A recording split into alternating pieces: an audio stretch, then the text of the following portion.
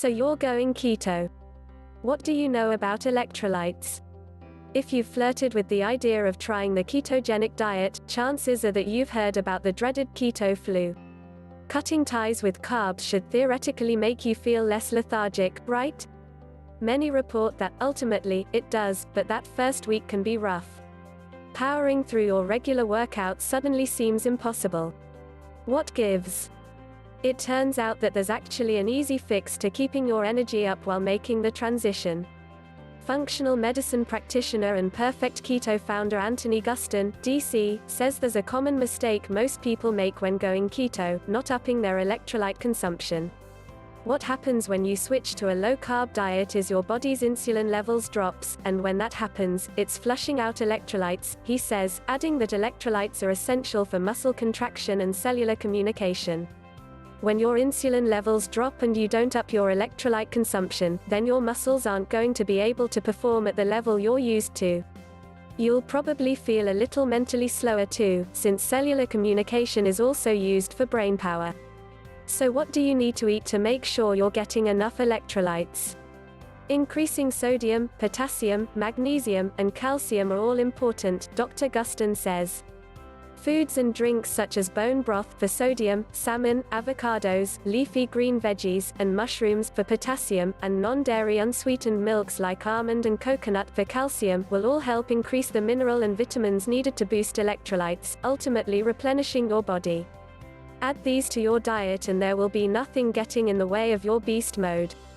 If going keto hasn't exactly been kind to your digestive system, here's what to do. And this low-carb avocado toast is a major ketogenic win. These energy bites are the snack of choice for the healthiest people in the world amid all the snack innovations that have happened in recent years, and oh boy, there have been many. Energy bites fascinate me the most.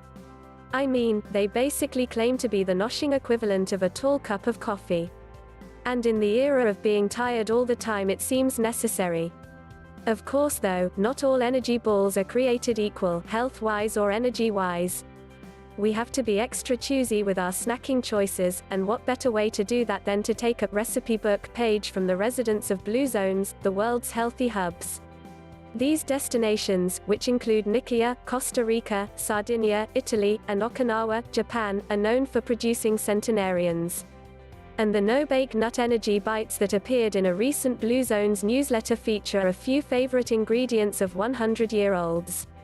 According to the site, the primary ingredient is handful of nuts fit to boost brain function. Once all the other components have been mixed well, what you end up with is a treat that's naturally sweet and loaded with fiber. Apart from the almonds, almond butter, and shelled pistachios to meet that brain food quota, the recipe also calls for dates, rolled oats, cranberries, white chocolate chips, which you could sub for normal chocolate chips if you feel bleh about white chocolate, as I do, chia seeds, cranberries, and agave. All you have to do is mold the ingredients into a dough, roll it into bite-sized balls, and pop it in the refrigerator for chilling. And that's it. It's a no-drama kind of recipe, just the way Blue Zone folks like it. Yum. Because you can never have too many healthy snack ideas, these recipes are perfect for the hangry among us. And these sweet snacks satisfy without the sugar spike. How a dietitian chooses a healthy meal when dinner apathy strikes. I'm about to invoke the power of anaphora to tell you the things I strongly believe about food. I believe that raisins should just be cancelled from trail mix. I believe the yellow starbursts are objectively the best. And, if I don't know what to cook myself for dinner, I believe in grabbing a bag of popcorn and calling it a night. The first two preferences incense people I share them with. But describing the dinner apathy that sometimes plagues me after returning home from work usually earns nods of agreement. The question, what am I hungry for, is one we've all asked ourselves while peering at the contents of our refrigerator. First things first, remember, you are not alone, says Tracy Lockwood Beckerman, Road, host of Well Plus Good's YouTube series You vs. Food. The majority of people don't meal prep, so chances are you don't know what will end up on your plate for dinner. While the meal prep technique works for some, it doesn't always work for others, and that's okay. And even if your meal prep skills could knock Bobby Flay off his high horse, the turkey meatball, roasted broccoli combo dreamed up on Sunday might seem less delish come Thursday. So when dinner leaves you with questions yourself, Beckerman says to get real. I'm about to invoke the power of anaphora to tell you the things I strongly believe about food. I believe that raisins should just be cancelled from trail mix. I believe the yellow starbursts are objectively the best. And, if I don't know what to cook myself for dinner, I believe in grabbing a bag of popcorn and calling it a night. The first two preferences incense people I share them with. But describing the dinner apathy that sometimes plagues me after returning home from work usually earns nods of agreement. The question, what am I hungry for, is one we've all asked ourselves while peering at the contents of our refrigerator. First things first, remember, you are not alone, says Tracy Lockwood Beckerman, Road, host of Well Plus Good's YouTube series You vs. Food.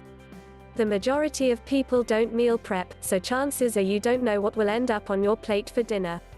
While the meal prep technique works for some, it doesn't always work for others, and that's okay.